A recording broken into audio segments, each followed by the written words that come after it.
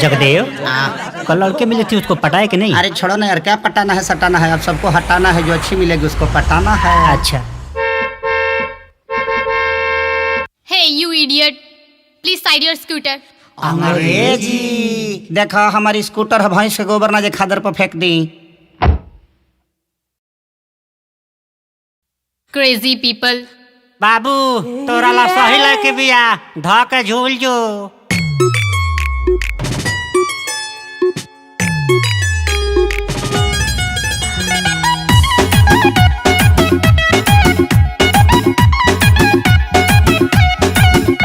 बिन मतलब क्यों ठंडियां है भरता है, लेबल न तेरा मेरा मैच करता है।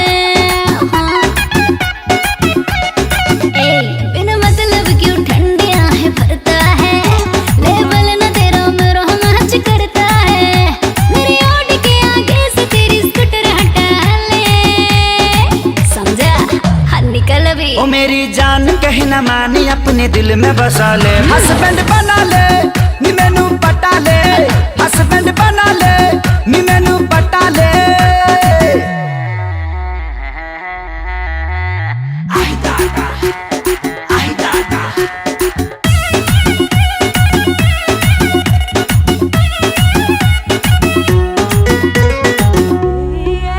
पहले फेस जाके देख अपना मिरर में, उसके बाद आके डूब मेरे फिगर में।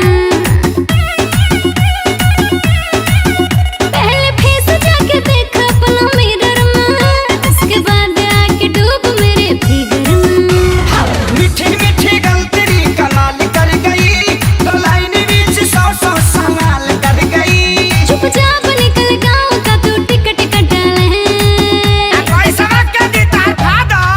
हो मेरी जान कहे न मानी, अपने दिल में बसा ले, हस्बैंड बना ले, नी मैनू पटा ले, हस्बैंड बना ले, नी मैनू पटा पटा पटा ले।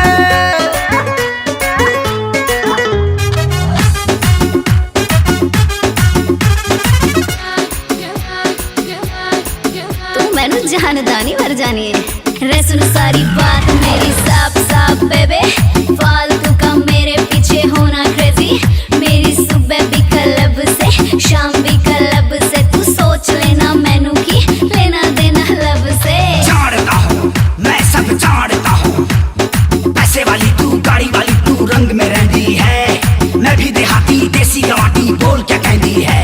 मेरी बॉडी से तू सटेगी पक्का है, मुझसे ही पटेगी, ये तो और पक्का है। जो बढ़ रहा है बीपी तेरा उसको घटा ले, जा डॉक्टर के पास जा। ओ मेरी जान कहे न मानी, अपने दिल में बसा ले, हस्बैंड बना ले, नी मैनू पटा ले, हस्बैंड बना ले, नी मैनू पटा पटा पटा ले।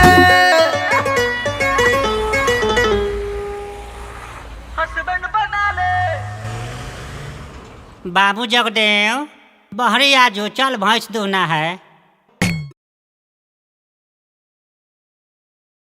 ओ मेरी जान कहे न मानी, अपने दिल में बसा ले, हस्बैंड बना ले, नी मैनू पटा ले,